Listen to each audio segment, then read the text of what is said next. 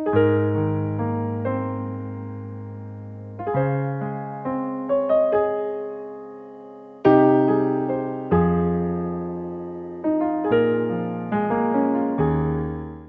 evening, everybody. I was asked by Andy Pinto to speak to you about the family in crisis during this pandemic situation.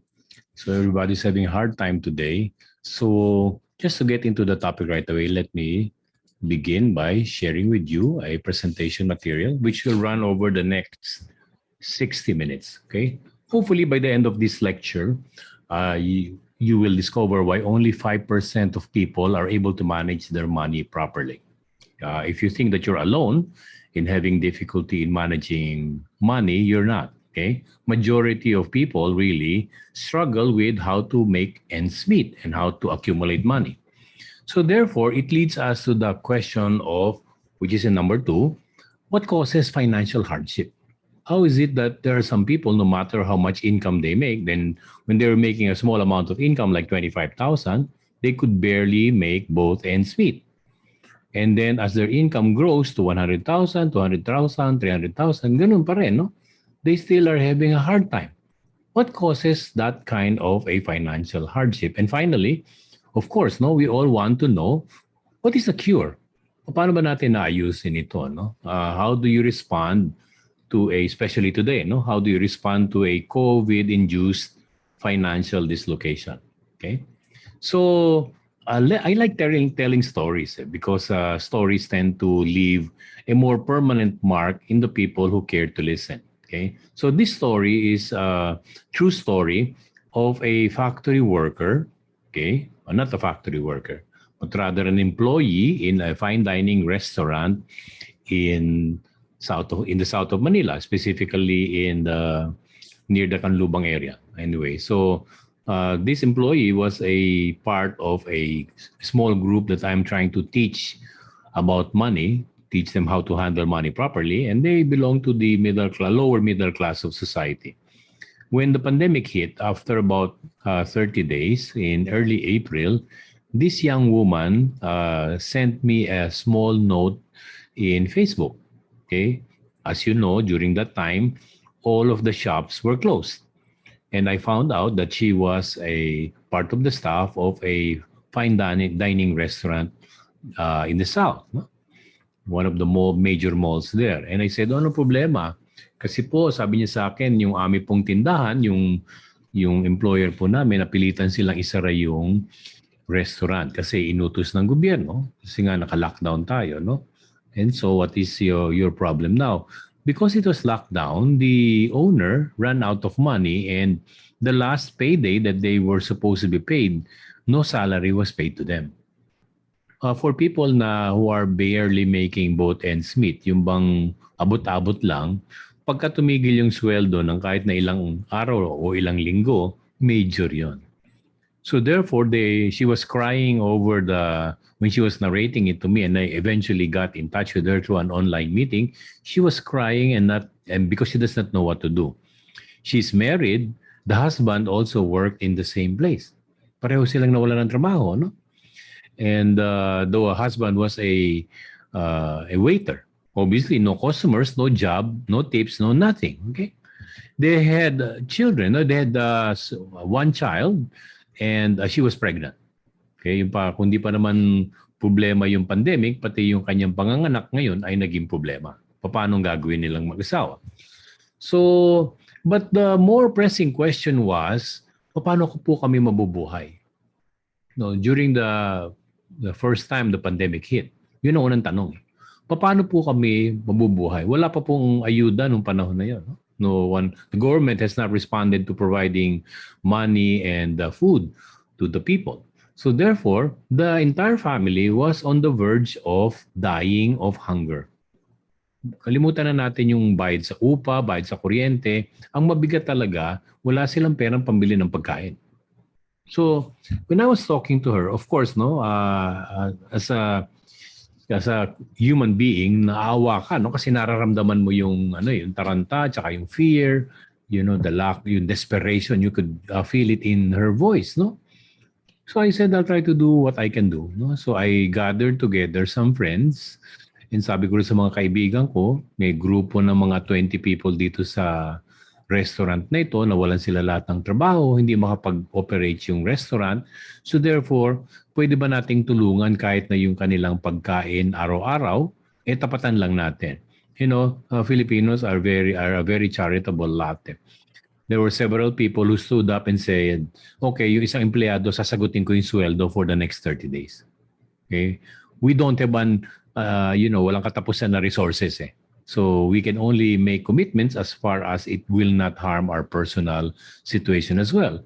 So mayroong mga tumayo, okay, 5 of them, hindi namin na-cover yung 20 taong nawala ng trabaho, at least yung 5, napakain namin for 30 days. And then eventually after that, pumasok na yung ayuda ng gobyerno. You see, what I saw was that at that point in time, there was the social danger of our going down to chaos. Magkakagulo eh. Alam mo, pagka ang tao na gugutom at wala na makain yung mga anak, okay, ang natural tendency niya, nagkakaroon ng violence sa streets, no? Kakaroon ng general disorder. Ayaw natin mangyari yun. So, thankfully, hindi nangyari sa bayan natin yun. May mga nagtulungan ng mga tao upang maitawid yung mga nagugutom.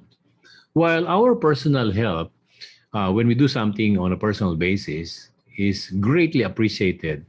One of the things that I can say I learned from this is that we do have a certain limit as to how we can help people who are in a financial pandemic. Dalawa ang problema natin ngayon eh. Yung isa ay yung pandemic ng COVID. The other one is a financial pandemic resulting from what is happening in our country today. And it's something that nobody can really control because it's an illness. It's an epidemic. Okay?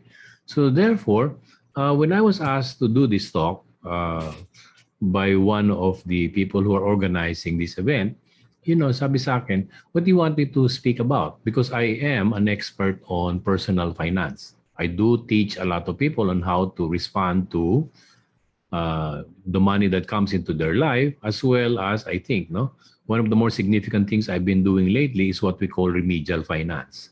This is trying to pull people out of a very deep hole that they found themselves into because they mismanaged their finances.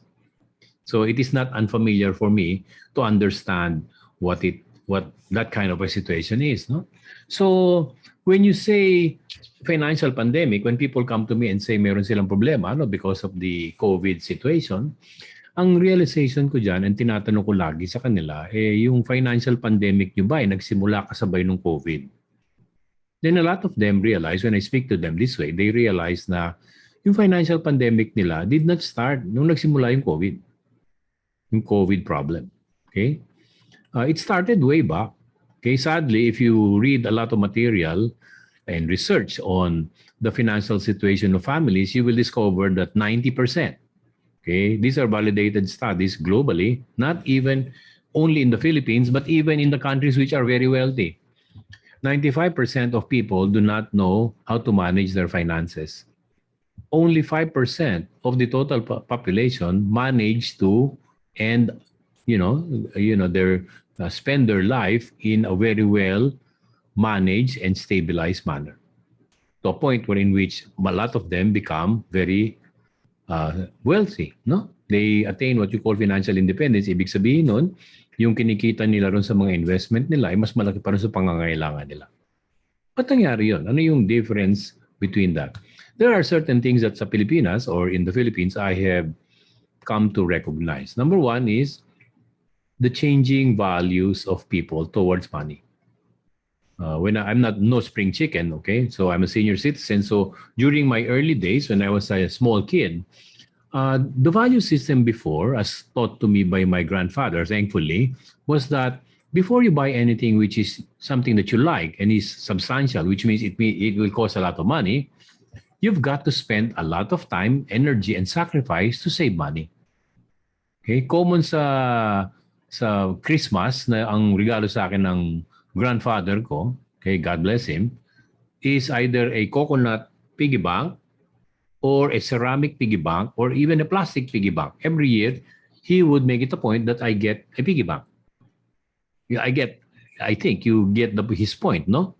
He is telling me that there are so many nice things around the world Okay, I'm a lolo's boy, but he will not buy it for me.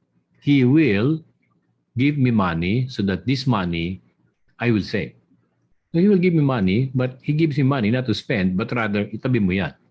If you want the messaging or the value that he was telling me before was that if you want good things in your life, the most fundamental thing you need to understand is, sabi nga niya nung araw sa Tagalog, kung meron kang sinuksok, may bubunutin. Huwag kang maghanap ng biyaya in the future kung wala ka namang itinabi. He's a very wise old man. No? He does not speak much, no? But when he does speak, you will see the wisdom of the years as he was speaking to me. O nga, no? So therefore, to this day, I'm already a senior citizen. Okay? I'm like him. I'm a grandfather. And yet, I still have a piggy bank.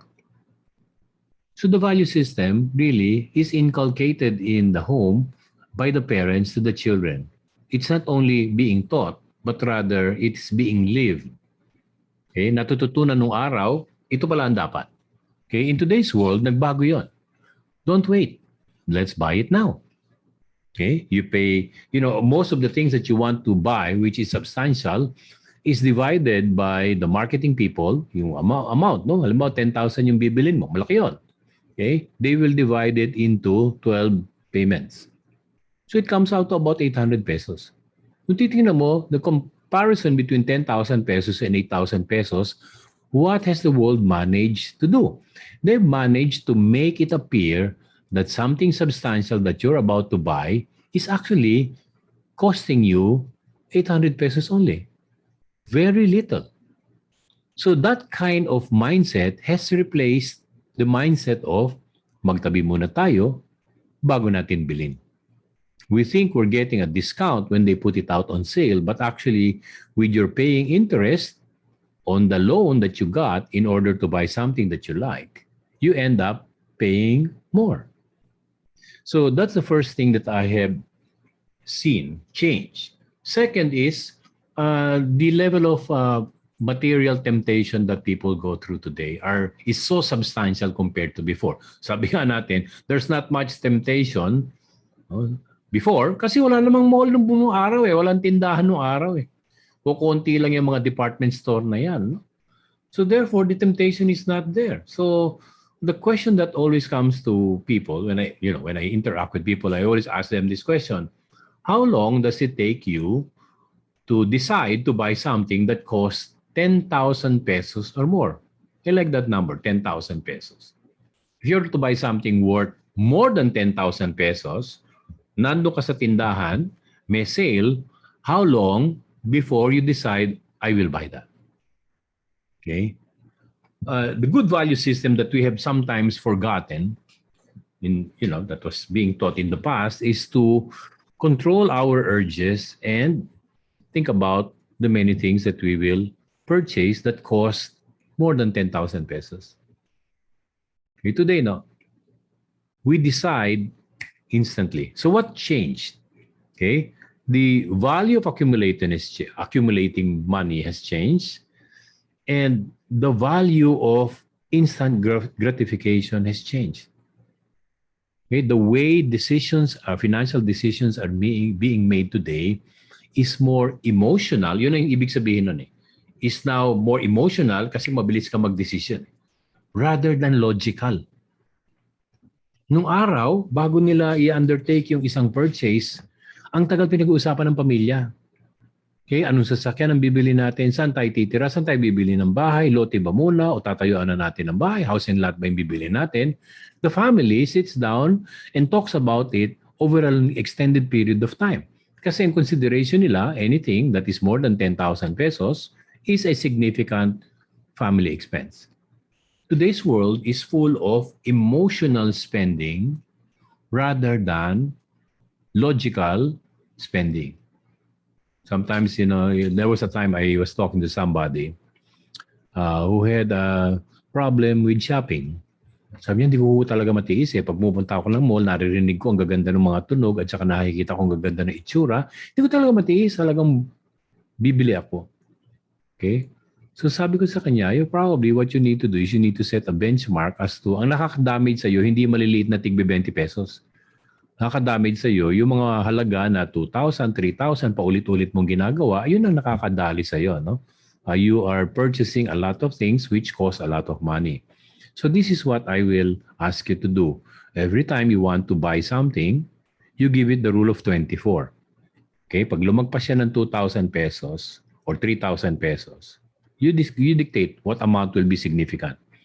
You give it 24 hours before you make the decision. I mean, if you saw a sale here, buy one, take one, okay? And then you, instead of buying it now, go home and spend the next 24 hours, putting your desires in check. Let's see whether tomorrow when you wake up, you can tell yourself you really need to buy that item that you saw in the mall, which is for sale, which is on sale. Okay? You know what happens to you? When you're there right in front of what you want to buy, you become excited, your adrenaline goes up, okay? You want to execute it right away. However, when you go home, what happens to you? You get into what we call buyer's remorse and then you start thinking, di ko naman kailangan yun eh. Dami ko na nga sapatos. Matitino pa naman yung luma kong sapatos. Luma nga, 1 taon na, pero there's no problem with it. Okay? Malinis naman siya. So therefore, you didn't buy the pair of shoes which was 50% off. Because this time, okay, I told that person, you are using your head rather than your heart. That shopaholic person who came to me, it didn't take very long before she changed. But she was serious because she recognized it was a problem. Okay? She was an impulsive spender. She was able to correct herself in 3 months. Even if she walks through the mall, of course, we did other things for her, by telling her don't bring your credit card or your debit card, bring only a specific amount of money that you will spend in wherever you go. Okay? Minsan nami-miss natin yun, hindi tayo nakakapunta ng mall kasi naka-quarantine tayo lahat or naka-lockdown tayo. But when you look back in your life, really, a lot of the expenses that you have undertaken were not very well thought out because it is a changing of the value system towards money.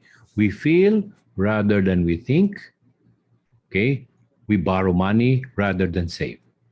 Okay? These are the two things which contribute to the problem that 95% of people are not financially well managed. Only 5% manage to be very successful when it comes to managing money. As I said, financially stable people use logic, not emotion in spending. Okay? In fact, I was surprised with one person who had a substantial amount of property and cash. Okay? Really substantial amount. And yet this person could afford a Mercedes-Benz and drives around in a small car. In a small Toyota, which was even secondhand. So you see, this person was using logic. I was asking this person, why did you buy that car? It's so small. It does not fit the amount of money or the amount of wealth that you have. Number one, sabi niya, unang-una, hindi ko pinangangalandakan sa ibang tao na mayaman ako. That's not important to me. Okay, I can see that. Second is, 3 kilometro yung layo ng bahay ko. Pwede ko nga hong lakarin eh. Mainit lang.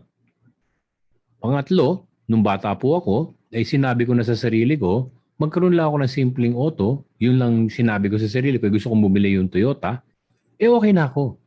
So hindi ko po kailangan ng Mercedes-Benz. And this person, even if he does not work anymore, the income from whatever he has accumulated is more than enough to take care of him for the rest of his life. And yet you don't see any signs of wealth in him because he uses logic rather than emotion, rather than spending money to project. No, he does not spend money because he does not see the need to project wealth to others. The solution, therefore, lies in adopting a set of values that will lead you towards prosperity. When you say prosperity, hindi kailangan milyon-milyon ng pera mo. Kailangan ay sapat. Okay? Meron kang sapat na pera para pag-aralan yung mga bata. May sapat ka na pera para pag nagretiro ka, hindi mo kailangan tumira sa mga anak mo. So there are certain things that you just need to do in order to make sure that you get on that road that will bring you towards financial independence. And what is that? Number one, use logic. and not emotion in spending. Second, I will expound on this in the upcoming slide. Next would be to spend appropriately based upon your net income after taxes. Number three, minimize expenses that are driven by emotion. Ang tawag po natin dyan ay lifestyle expenses. Hindi natin mawawala yan kasi yan yung personality natin. Third is understand that the word saving should be replaced by the word accumulate. Okay? You're not saving money kasi association nun, magtabi ka ng pera para magastos mo. Diba? Nung bata tayo, tinuturuan tayo, sinasabihan tayo ng magulang natin, magtabi ka ng pera para gastusin mo. So in the near future. There's an error there because what we should be teaching our children is accumulate capital. A big difference. If you want to be not, if you want to avoid bankruptcy and you have a business, you don't spend capital. You spend the income of your capital but never the capital. Otherwise, bankrupt yung negosyo mo. Diba? So therefore, you need to learn how to accumulate capital. People always tell you to pay yourself first, save money, etc., etc. But the connotation of money is that you'll spend it. Okay. Finally, and this is something that I like telling people because I've actually seen it work in a very powerful way in the lives of people. You need to think of other sources of income. You need to expand not only the income, but more important before you do that, to expand your capacity to believe that in the universe, there are other sources of income aside from your job. Okay? So therefore, how do we manage money? Okay? This is basic foundational work. Okay?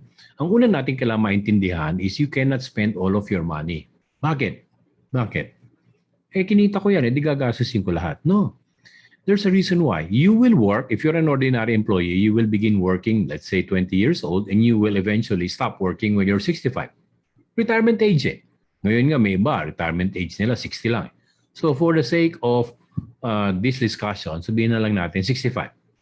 You have about 45 years by which you will work. Now, if your attitude is, I will spend all of my money, what happens when you're 65? So therefore, from 66 to potentially 85 years old, okay? Kasi gusto natin mabuhay hanggang 85 or beyond, ano? Hanggang 85 years old na lang para medyo may definition kung gaano katagal. So that's a total of 20 years.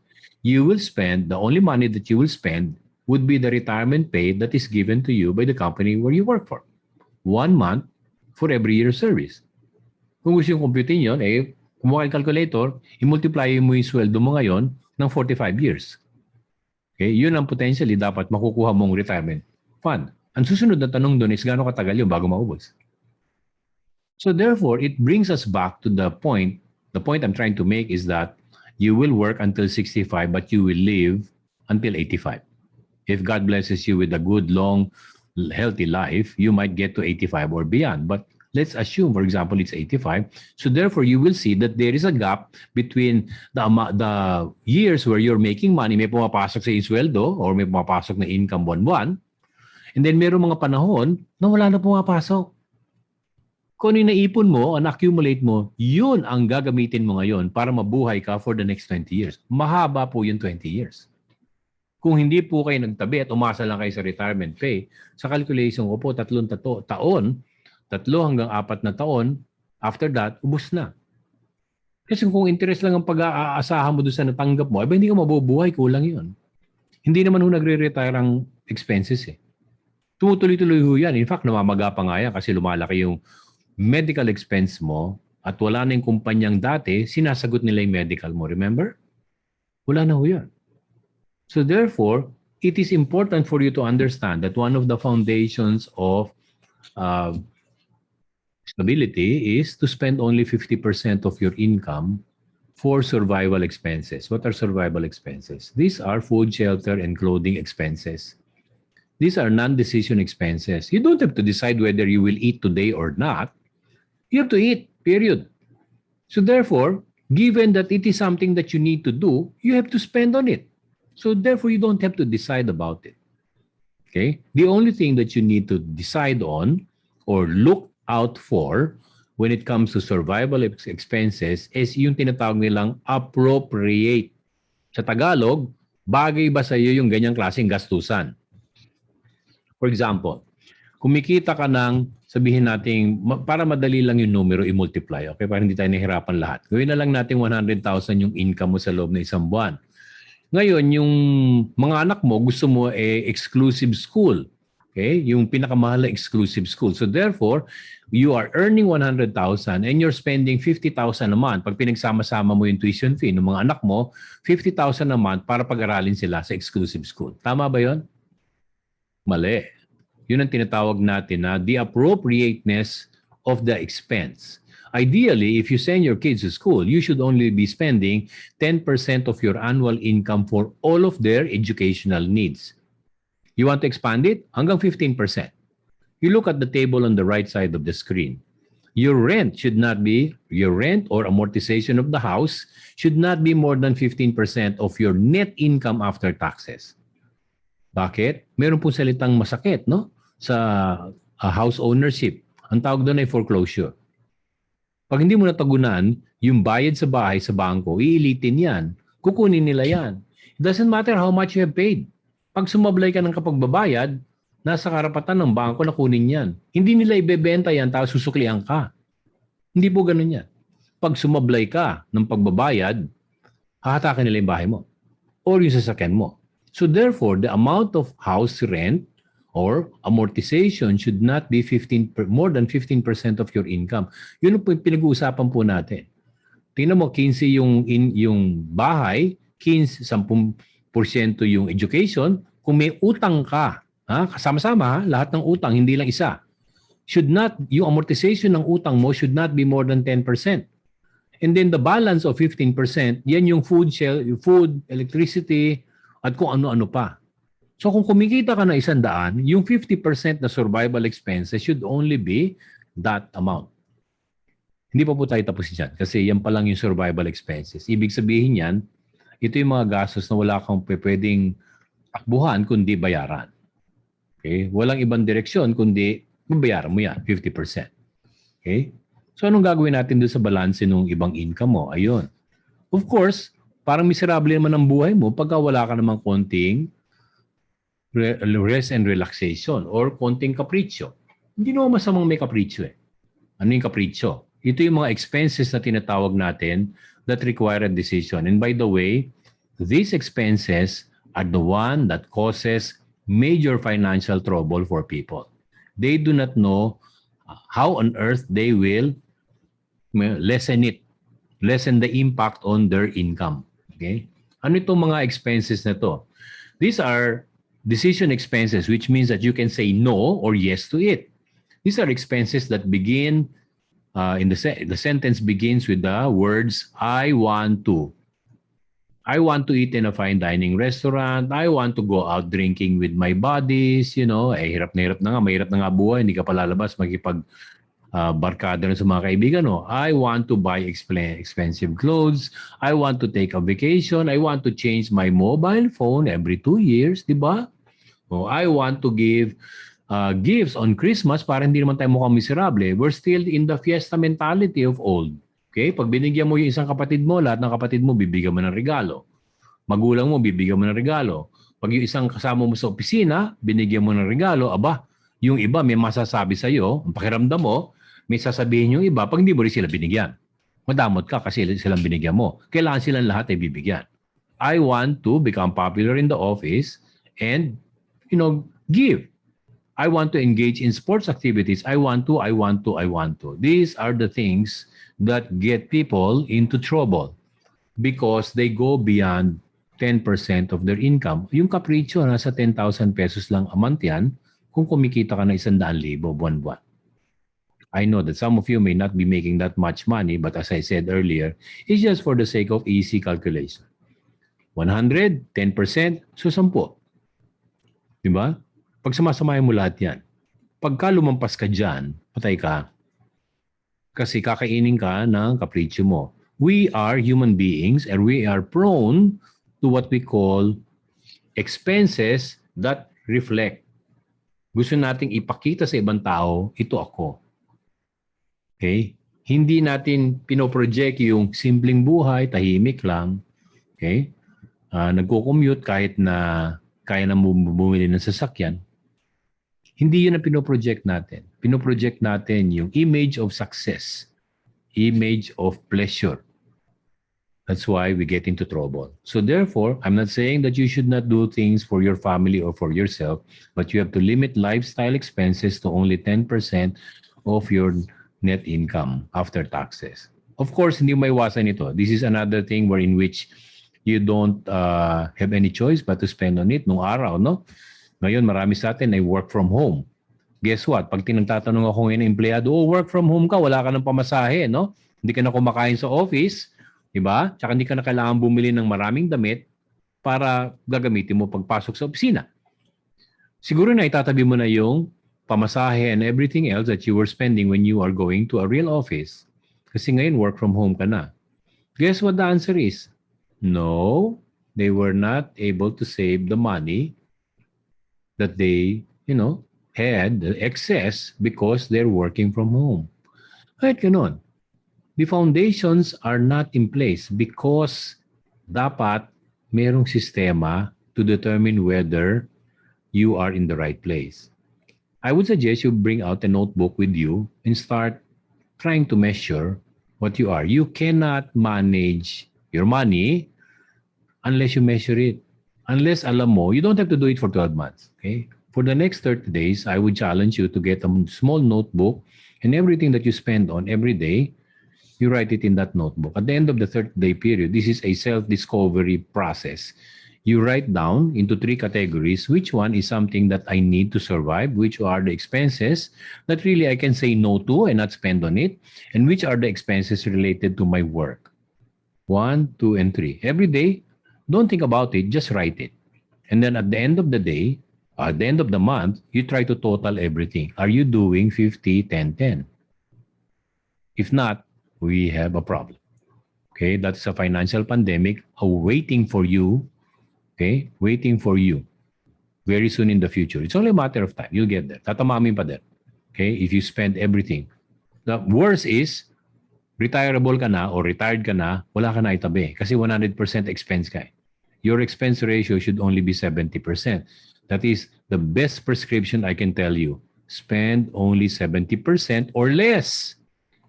Because some of the more successful people I have dealt with spend even less. They spend only 30% of their money. The more money they have, the more they spend less. Okay? Miserable ba buhay nila? Hindi. Okay? Nung nagsimula sila, sinabi nila, happy na ako sa ganitong bahay. Nung dumami pa yung pera nila, hindi nila nilalakihan yung bahay nila. Sinabi mo nga sa umpisa, happy ka sa ganito eh. One of the best things that will moderate your desire to spend more is at the beginning of your life. Even today, you can do it. No? You decide what kind of house will make you happy. What kind of school will make you happy. That is within a reasonable amount based upon your income. Ano yon? Isulat mo ano yon. Pag narating mo yon, tumigil ka na. Okay? Tayo kasi pag more money, lakihan pa natin yung bahay. Yung typical yung bahay. More money, more house, more cars, more vacation. Okay? So we have to determine what will make us satisfied and then don't expand it. Spend only 70% of your income. And what happens to the rest? I said earlier that people should not save but rather learn to accumulate. Accumulate the 30%. Why? What are you accumulating? This is the vaccine for financial pandemics. Okay? I asked somebody who was very good at saving money or accumulating money, as he likes to say it to me. It's actually, I learned it from him. Sabi niya, you see, Joe, the difference is you begin by setting aside money or accumulating money and you end by spending it.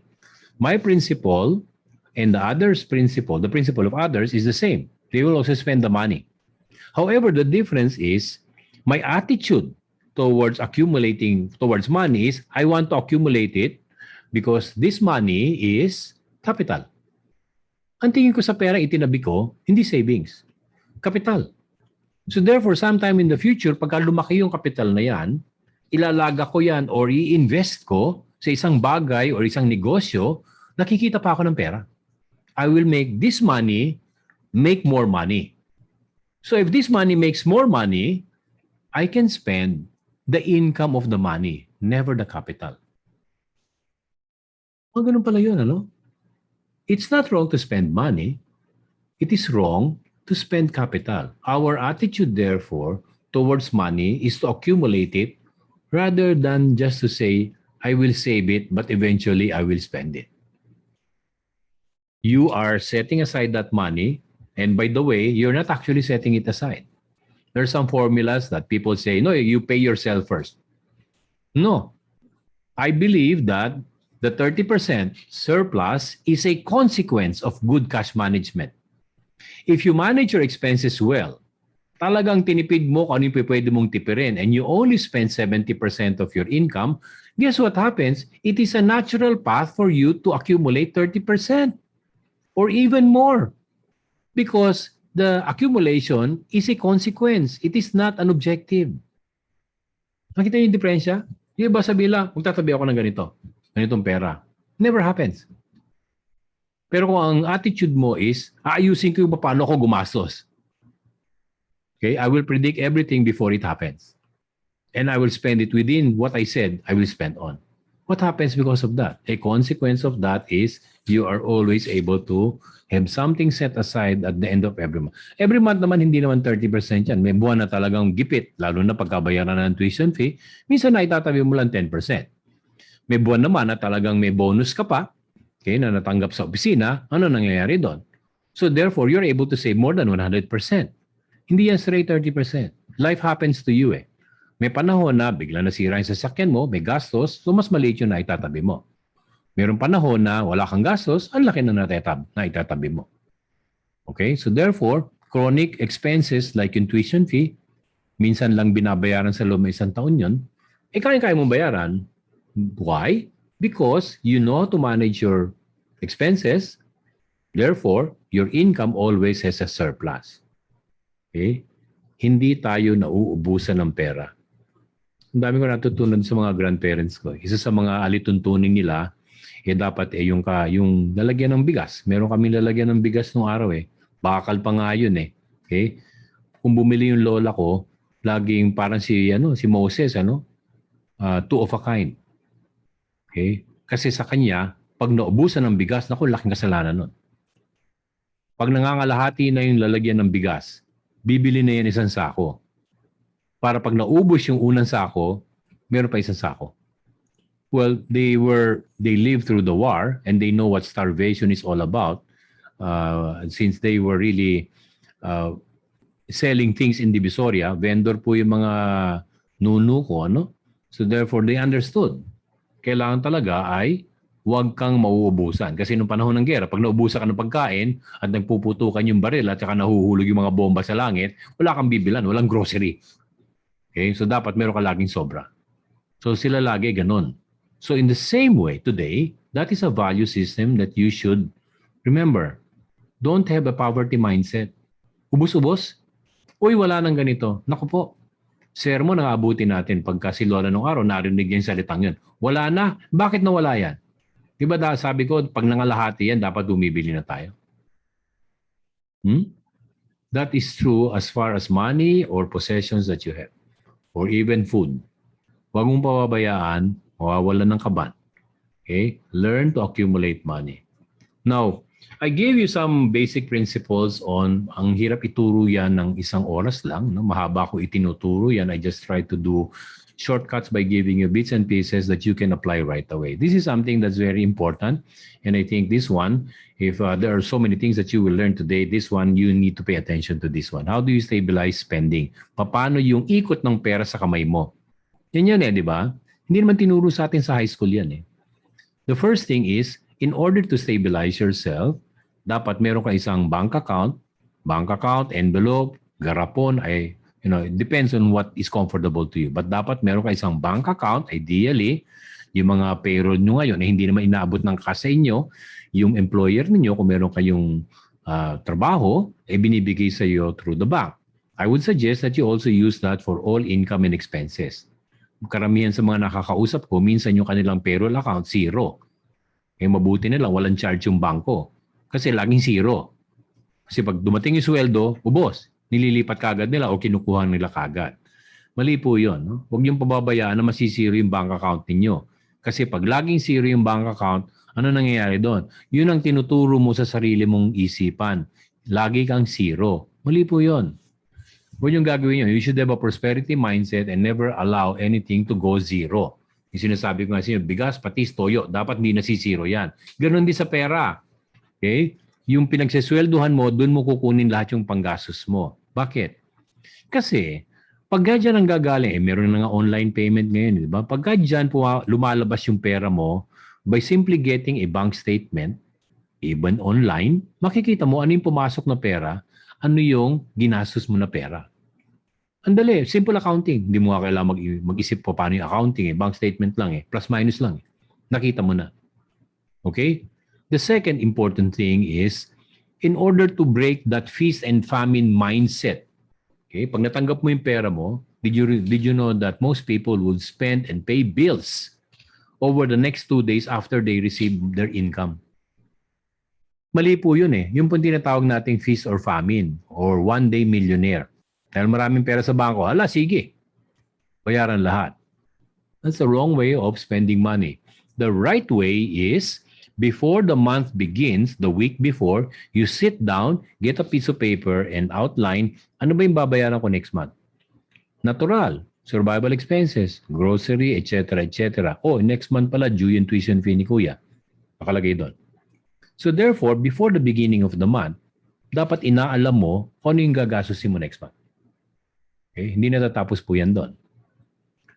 Okay? So therefore, before the month begins, dapat yung entire amount na kailangan mo, nandun na. Hindi inaantay mo yung sweldo mo bago ka magbayad. Mali po yun. Dapat yan ay bago pa dumating yung sweldo mo, bayad na yung gastusin mo. So, if you have a bill that arrives on the 5th of the month, okay, wala pa yung sweldo mo, dahil may pera na, dinetermine mo na anong gagastusin mo dapat popondohan mo lahat yun. Pag dumating yung bill, bayad. So lumalabas yung pera mo dahan-dahan. Tapos biglang papasok yung anong nangyayari doon. Imbis na feast and famine, papasok ng bigla yung pera dahil sweldo mo or income mo, pero ang labas ng pera mo dahan-dahan. Nagbabayad ka ng, hindi naman pwede tayo magbayad ng bills, responsibilidad natin yun. So dahan-dahan, every 2 days or every 3 days, may binabayaran ka. Hindi isang buhos. It breaks that psychology. Yung feast and famine psychology. That's very important. Hindi nyo alam yun, natutunan nyo yun.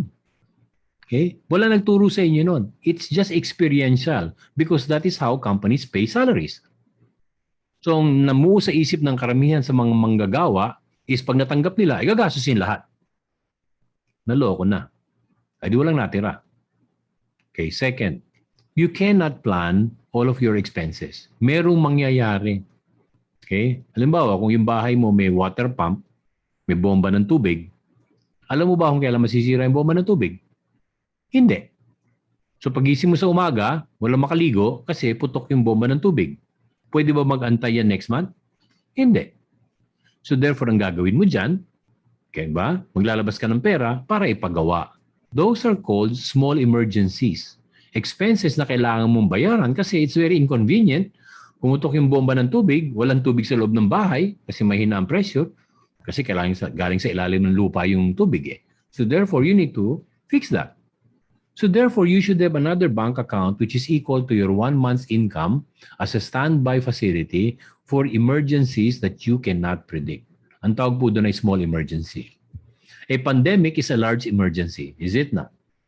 So I have another bank account. And in fact, ang suggestion ko nga, magtanong po kayo sa bangko ninyo, meron silang lahat na money market fund, no? Yung differential lang po nun, yung time deposit, 1%, yung money market account ninyo, 1.5 to 2.5%. Mas mataas ng konti yung ang natatanggap ninyong kinikita ng money market fund, pero very liquid po siya. Anytime na kailangan niyo, andali, bibalik agad sa inyo ng bangko yon. Nawi-withdraw agad. So therefore, yung money market account, or kung gusto niyo time deposit, meron kang 10 buwan dyan. Bakit 10 buwan? Di para pagka nagka-pandemic, nung araw po, nire-recommend ko nga dito, 4 na buwan lang Pero nadala ako dito sa pandemic Hindi natin inakala na meron palang major emergency na lumalakpas ng 1 taon. So therefore, if you have 10 months worth of income for large emergencies, makakahanap ka ng panibagong pinagkakakitaan ng pera kung nawalan ka ng trabaho during a major emergency. And in the meantime, hindi mamamatay sa gutom ang pamilya mo. Hindi ka mukha ng mga lumapit sa akin, ang problema nila whether mabubuhay pa sila. And it is a real story. Okay? So these things that I'm talking to you about, how you should spend, understanding what is survival expenses, lifestyle expenses, work-related expenses, 50, 10, 10, 70% is the only amount you should spend because the 30% is for your future. Okay? Kasi mabubuhay ka hanggang 85, magtatrabaho ka hanggang 65. These are foundations. These are fundamentals. Hindi mo pwedeng baguhin yan. Pag hindi po natin sinunod yan, gutom mga abutin natin. Or financial dislocation ang abutin natin. Nag-pandemic, di mo malaman gagawin mo. Bakit? Because the financial pandemic of most people happened even before COVID. These are the foundations of wealth. Dapat may sinusubi ka. You may not have this money right now, but if you know how to set aside 30% and you know how to manage your expenses, before you know it, nabubuo mo ito. Kahit na ngayon may problema ka, gawin mo I will have some tips later on how you can begin doing this, okay? So therefore, the question that comes to mind is, are your foundations in place? Do you really know how to spend money? Do you really know how to accumulate money? Okay? Is the banking system or the way money revolves around your life, is it in the right place? Then if not, kapatid, you're in a financial pandemic. You may not be hit now, but eventually you will get hit. Okay, you will have a financial trauma of which, okay, baka maibenta mo pa pati yung tinitiran mo. I like telling this story. This is another true story. I teach worksite programs for financial literacy, no? And in this particular incidents, I was called in by the company. They have a factory of more than 5,000 employees. Okay. So, tinanong ko yung HR. I normally would work with the HR people and find out what's the problem in order to calibrate whatever I will teach them according to what they need. Ang sabi sa akin, alam niyo, ang problema namin dito, karamihan sa mga worker po namin, arawan yan, 500 pesos a day or even less, no? Yung mga tao po rito ay arawan, no?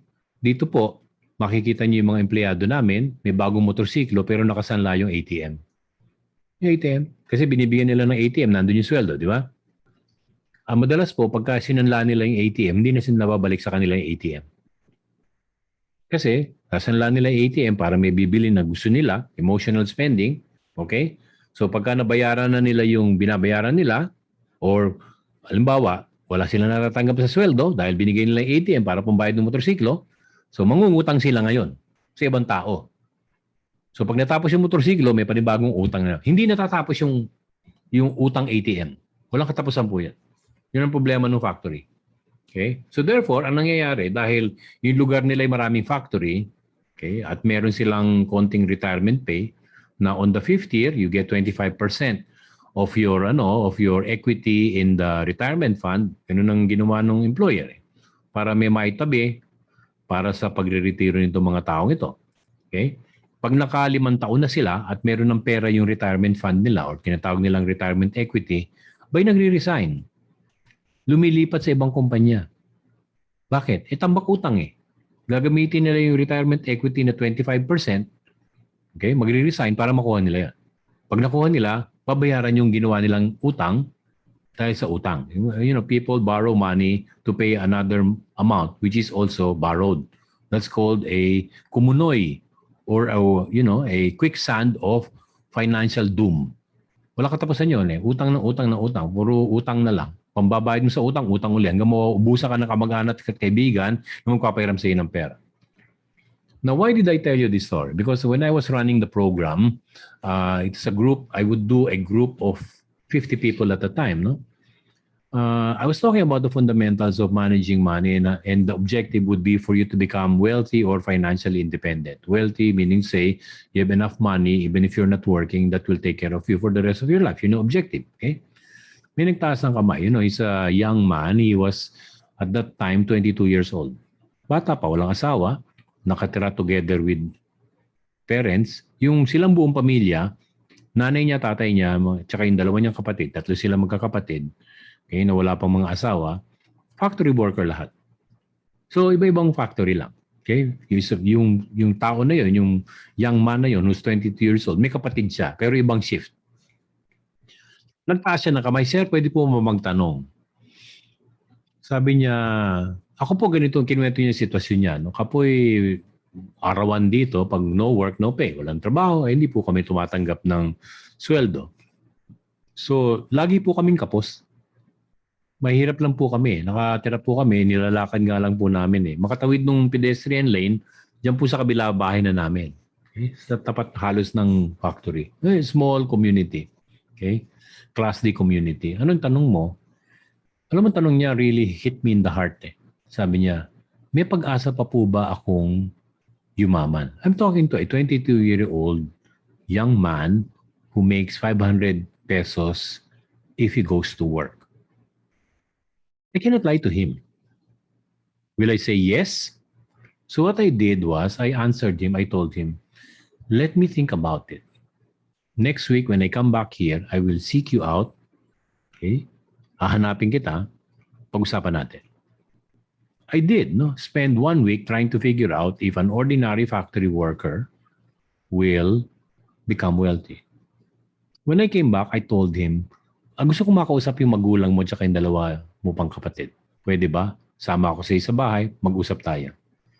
So, in-explain ko dun sa pamilya na itong kapatid nila o yung anak nila, tinanong sa akin kung may pag-asa pa raw silang yumaman. Kayo. Kung pwede pa kayong yumaman. Kasi, sang kahig, sang tuka. No? Sabi ko sa kanya, sasagutin ko po ngayon, pwede po kayong yumaman. Pero meron tayong kailangan gawin. Ano yung gagawin? No? Willing kami. No? Kasi wala namang bayad yung tulong eh. So unang-una ka ako, lahat ng kinikita ninyo ay ilalagay niyo sa gitna ng mesa at the end of every payday, ilalagay natin sa gitna at pag-uusapan natin kung paano gagastusin. You as a family will have to talk about how the money of the family, susurrender po natin lahat, pera ng pamilya ito, paano natin gagastusin. Hindi po pwede po yung dati nating sistema, si kuya siya dyan sa tubig, ito sa kuryente, si nanay sa pagkain, gano'n. Hindi po pwede gano'n. Kailangan ay pagsasama-samahin natin dito at doon natin pag-uusapan kung ano yung kailangan bayaran. Again, as I said, no, the 50% question.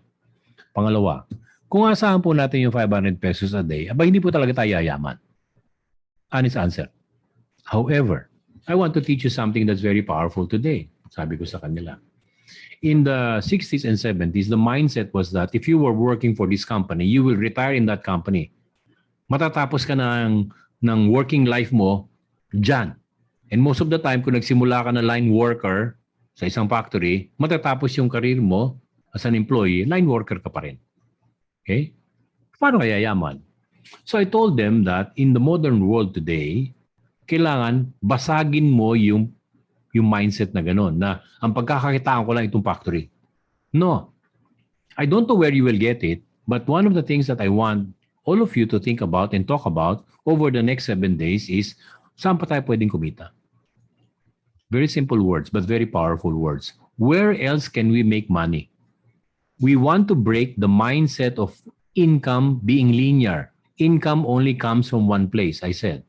You need to think about, saan pa tayo pwedeng kumita? A week later, when I went back to see them, okay, they said, alam mo, pwede natin gawin kasi may pedestrian lane sa harap ng factory. Okay? Hindi naman sila pare-pareho ng shift. May panggabi, may pang-araw. So pag nagpapalitan ng shift, naku, dagsa ang tao. 5,000 yung tumatawid eh. Okay? Yung nagpapalit ng shift, no? So ang ginawa nila, naglagay sila ng kapirasong bilao, ulam. Yung mga pagod na sa trabaho, bibili na lang ng 30 pesos na ulam at kanin para hindi na magluto. Okay? So therefore, they did that. So kumita sila ng karagdagan. They made more money than what they were making before, the 500 pesos a day for all of them. Now they're making more money because of that small bilao food business. It didn't stop there. The second thing they noticed by casual observation, you don't need to go to a business school to understand this. Casual observation. They realized that people need transportation because not everybody lives around the factory.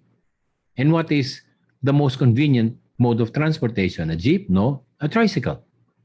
Because they would be about 30 minutes walking distance from the factory, 30 to 40 minutes. Most people will take a tricycle going home. So they bought a tricycle, they borrowed money in order to buy one tricycle. And then on and on and on and on, they kept on thinking about where else can we make more money. Eventually, they had a small sari-sari store. Today, they have 3 tricycles because I said any additional income cannot be spent because we already decided what should be spent based upon what you are earning on a regular basis as employees. Whatever income that you earn, we will accumulate. As you accumulate, they realize the power of accumulation when the money that they had in their hands started to grow and grow and grow. And the more they invested this money in tricycles, in food, and in the store, the greater the capital became. They learned the second part of financial independence. The second part is learning how to grow money. The first one is learning how to manage money, and the second one is learning how to grow it. If you are able to combine those two, the fundamentals of those two, you will get out of a financial pandemic. Okay? Tricycle, food, sari-sari store equals an expansion of income beyond what they were able to accumulate before. I taught them the age-old story of the power of the listing thing. Alone, you can easily be broken by the world. There are too many financial pressures in the world. But together, if you think together, okay, you may eventually separate ways, okay? You get married and then you have your own family. But if the mindset of prosperity, additional sources of income, thrift, reasonability of what you spend on, appropriateness, di ba? Huwag mo ubusin lahat yung pera mo para sa tuition fee lang ng anak mo. Dapat may limit, okay? Depende sa kung magkano kinikita mo. Accumulating capital in order to grow it some more so that it will add more to the income that you're accumulating or you're earning, okay? So therefore, that's the power of the ballisting thing. It's not my money, but rather, if you live under the same house or same roof, it is our money. Communal income, communal spending accelerates your ability to raise capital. And finally, in this last portion, let me speak about families in crisis. I began with a person coming to me because they have a crisis, and I taught you a little bit about fundamentals because every time I talk to people who are in remedial finance, may problema, okay? When I examine them, always the fundamentals are not in place. They don't know how to spend money. They don't know how to accumulate money. Their mindset is it will only come from this source. So in order to increase my salary, I will move to another company that's willing to pay me more. If your attitude remains the same, there's no hope. I have had people who make hundreds of millions and yet they're poor because they don't know the foundation by which wealth can be built upon. Today, I spoke about that earlier, but for those who are in crisis today, because you lost your job, okay, there is hope. Any storm will not last forever. Sunshine will come back to us. But these are some of the things that I want you to think about. You need to start aligning your expenses to your new level of income. If you lost one job, okay, kung dalawa kayo dati nagtatrabaho na wala yung isa, you need to quickly adjust it, even if it is uncomfortable. I coach a total of more than 2,500 OFWs, and I always teach them the principle of the tuyo. Wala namang nag-OFW na napakayaman eh. Most of them started out very poor, kulang yung pera nila, so madalas ang kinakain nila ay tuyo. I teach them the principle of the tuyo. They go abroad and then suddenly their income quadruples or even multiplies 10 times. What happens? They started to eat fried chicken. So I told them the principle of OFWs, if you want to be successful, is earn in dollars, spend in peso. So if you used to eat only tuyo, it's an analogy, okay? It's a play of words. Kung dati, ang kinikita mo ay 15,000 lang at nabubuhay kayo, okay? Nabubuhay kayo, kahit na madalas ay tuyo ang ulam ninyo, pag nag-OFW ka, ituloy nyo yon. Yung ganung pamumuhay. Why? Aba, dahil lumaki yung income mo, yung naitatabi yung pera na accumulate ninyo, mas mabilis lumaki. Most OFWs, I ask them, kailan ka magfo-for good? Kung ganyan habang lumalaki yung kita mo, lumalaki rin yung gastos mo, hindi na for good ang hinahanap mo. Forever na, nandiyan ka. Okay, and by the way, most countries will tell you to go back home. Even in the Middle East, pagdating mo na 60, uwi na. Kaya kung di ka marunong magtabi ng pera, tunga nga tayo pagka ganun. Okay? You need to learn to align your income properly. And if possible, calibrate it to a level in which you survive and live simply. Align your expenses. If you are in trouble with your loans, marami dito nga, mga credit card o utang sa bahay, utang sa sasakyan, pag-isipan niyo mabuti whether i-give up niyo yung sasakyan. Dahil hindi niyo na talaga kayang bayaran because of the lower level of income. But the best thing to do is not to hide from your creditors but actually talk to them. Negotiate the term. The terms of your loan that you can probably ask them to negotiate with you would be yung length. Kaya naman hindi mo mabayaran ngayon, lumit yung income, dati 3 years to pay, makiusap ka, pwede ba natin gawing 5 years to pay or 10 years to pay? Pagka ginawa mo ng ganun, bumababa yung amortization to a level that you can afford to pay on a sustained basis. Hindi pa pwedeng yung nabayaran ko this month, next month, problema na. Hindi mo na malaman paano mo babayar. Mangungutang ka para bayaran yung utang. Hindi tama yun. It is better for you to renegotiate the terms of any loans that you have. Second is, severely scale down your survival expenses. Okay, TP Run Blues yan. Tingnan mo, meron nga sa Meralco nung araw, yung Meralco Appliance Calculator, nakikita mo ano yung malalakas kumain ng kuryente. In order to manage your electricity, you need to manage the usage. Yun yung sinasabi ko. So therefore, kamukha yung pamamalansya, kung talagang hirap na hirap kayo, hindi lahat ng damit ay kailangan plansyahin. Kasi nakakatipid sa kuryente. See? Eliminate lifestyle expenses. Ano ba yung lifestyle expenses? Capriccio. During the time of this pandemic, zero yun. Tanggalin mo yun. Zero. Walang bakasyon. Walang bagong cellphone. Walang bagong auto. Wala. Wala lahat. Magtipid kayo. Imagine ninyo na hindi itong war against the virus, hindi war against the virus. Imagine niyo yung panahon ng gera noong 1945. 1940 to 1945. Gera. Buhay ang nakasalalay dito. Anong gagawin mo? Bibili ka ng bagong auto? Di ba foolishness yun? So therefore, any project, major project that you have thought about before, please don't do it now. Bantay kayo. Next would be to put together all income and decide as a family, if you are stressed today, how it will be spent. If you are in financial trouble and you have teenage children, you can tell them. You can speak to them. You will be surprised as to their response. You know, I've spent wonderful time sitting with families, discussing the financial problem of the family. Guess what happens when you are open and transparent and honest to your children? Kahit na minsan pag nag-uusap kami at may problema talaga, may iyakan pa. Pati ako nadadamay dun sa iyakan. Guess what happens? The children participate. They themselves say, Ma'am, di mo na ako papasok kasi para makabawas gastos. Lalo nag-iiyak yung mga magulang kasi siyempre adikain nila, it's their objective to send their kids to school and then suddenly the kids come forward and say, this is our contribution to solve the problem. We'll stop schooling. We will help you work. We'll find work to add more income to the family. You see, sometimes adversity does have a silver lining. It matures your children quicker. It binds you together. When you have a problem, the worst thing you can do is fight about it. The best thing you can do is hold hands with one another and work together towards a solution. Finding the problem is easy enough. Working at the solution is the more important part. This is the problem, yes. We all know that. Huwag tayo magsisiyan dito. What is the potential solution? There is no stupid solution. You have to explore every solution possible. Look for other sources of income. You know, the person I was talking about in the early part of the talk, thankfully, they listened to what I have to say about finding other sources of income. Nawala yung restaurant until today, nakasara. But guess what? I'm so happy to tell you that they survived. Not only did they survive, they found other means of selling things over the internet.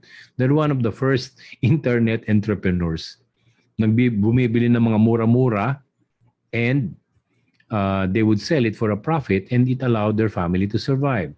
I had a couple who used to work for an airline. They lost their jobs. So what they did with the little money that they got out of their retirement, namimili sila mga lumang mga wooden furniture and they sell it. They refurbish it. Natuto si kuya mag-barnis at mag-repair ng mga kahoy na mga hardwood na luma na itinatapon na ng ibang tao. They would buy it cheap, repair it a little bit and sell it for a profit. Okay? Their income that they used to make from where their jobs before, they have recovered it. Why? They focused on, the family focused on finding a solution together. Okay? Have a prosperity mindset. Remember that this pandemic is temporary. It's not going to be permanent. You have the ability to win if you stick together and more important, if you pray. Okay? I will end my presentation with that. And I would say, I do hope that you find a solution to the many challenges that confront us today. Okay? And I pray that you will all become prosperous, even with the pandemic still raging in our midst. God bless everybody and maraming salamat po sa pag-imbita sa akin sa event na ito. Kahit paano sana nakatulong yung mga sinabi ko. Kahit nakapiraso lang sana nakatulong at umabante tayo lahat. God bless everybody and good morning everybody.